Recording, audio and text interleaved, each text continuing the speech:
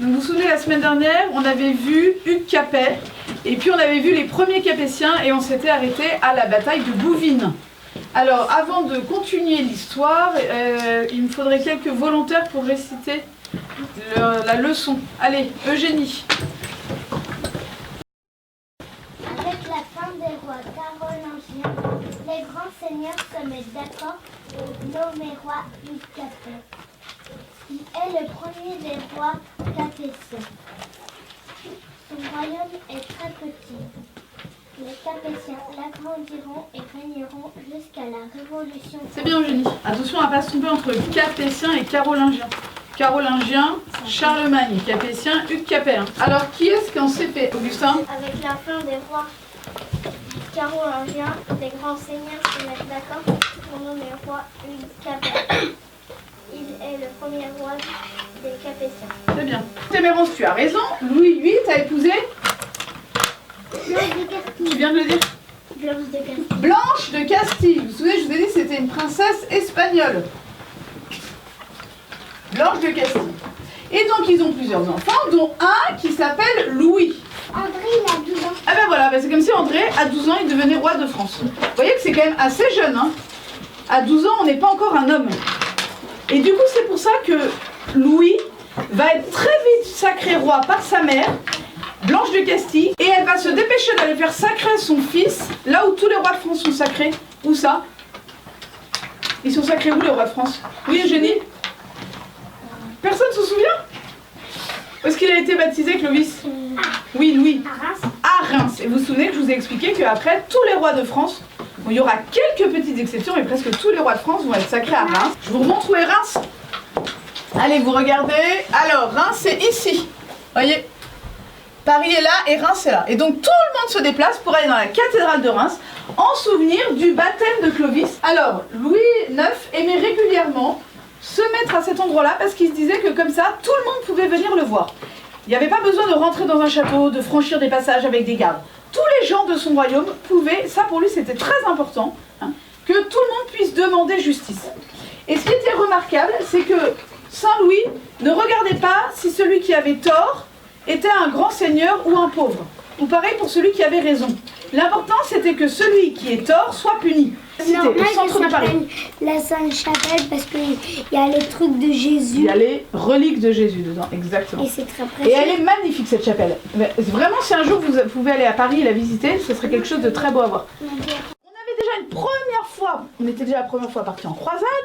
Godefroy de Bouillon avait pris Jérusalem, mais la ville était retombée aux mains des musulmans et donc il décide de repartir.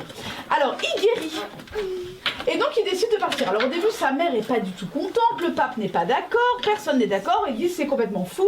Il va traverser toute la mer Méditerranée et il va s'arrêter à Chypre et puis il va faire une première escale où il va aller en Égypte. Aller vers le sud et il s'arrête en Égypte. En Égypte ils vont avoir une première bataille où ils vont gagner et puis après, grand malheur, parce que les musulmans vont le faire prisonnier. Alors il va beaucoup parler avec le sultan. Ils vont presque devenir un peu, pas des amis, mais en tout cas ils vont pouvoir un peu parler. Ce que c'est qu'une rançon? Une rançon, c'est quand on demande contre quelqu'un une grosse somme d'argent. Vous savez qu'il y avait eu plein de croisades. Alors c'est les 7e et 8e croisades, dans toutes les croisades, que fait Saint-Louis. Et alors, on a souvent dit qu'il y avait la peste, que Saint-Louis était mort de la peste. En fait, on a découvert il y a quelques temps qu'il serait plutôt mort de la dysenterie.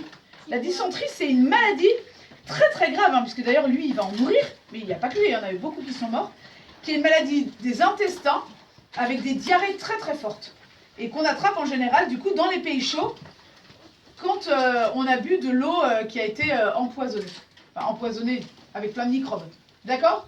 Donc vous vous souvenez du nom de la maladie avec laquelle est morte Louis IX? Non. La dysenterie. Vous voulez le dire avec moi? La dysenterie. Voilà. C'est une diarrhée très très très très grave.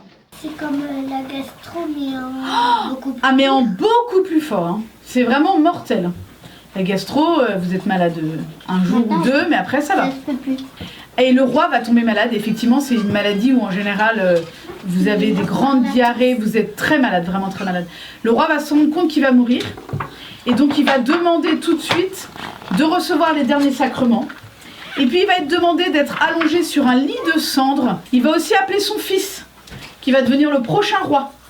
Et il va lui donner des conseils pour devenir roi, en lui disant vraiment d'être un bon roi. Et il va mourir en Tunisie. Alors son corps va être ramené en France. C'est qui il l'a ramené? C'est tous les chevaliers qui étaient avec lui. Et très vite après sa mort, les gens vont se dire, ce roi-là, c'était vraiment un très bon chrétien, un très grand roi. Il faut qu'on demande au pape de le faire devenir un saint. Et le pape va décider que Louis IX est bien un saint. Et donc c'est pour ça que maintenant, on l'appelle plus souvent Saint Louis que Louis IX. D'accord? Et il est devenu saint patron de la France.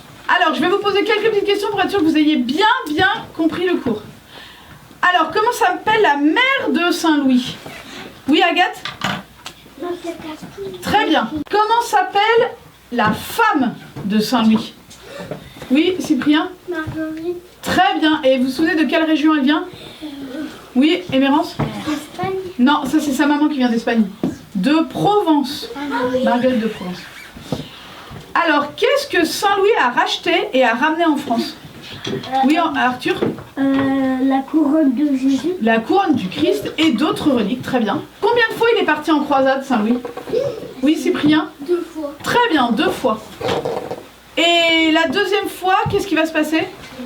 Oui, Clément? Il va voir la gastro. Oula! Oui, s'il te plaît? Oui. Vas-y. Saint-Louis est un roi bon et généreux. Il rend la justice sous un chêne. Il apporte la paix au royaume. Il meurt de la dysenterie pendant une croisade. Très bien, Henri, merci. Sur Saint-Louis, s'il te plaît? D'accord. Saint-Louis. Saint-Louis est élevé très chrétiennement par sa mère, Blanche de Castille. C'est un roi bon et généreux. Il rend la justice sous un chêne. Il apporte la paix au royaume. Il meurt de la dysenterie pendant une croisade. Merci, Arthur. Alors, pour la semaine prochaine, vous m'apprenez la leçon sur Saint-Louis par cœur. D'accord? D'accord. Très bien. Ce qui me plaît en histoire, c'est la Première Guerre mondiale. Ce qui me plaît dans l'histoire, c'est quand elle parle. On apprend beaucoup de choses.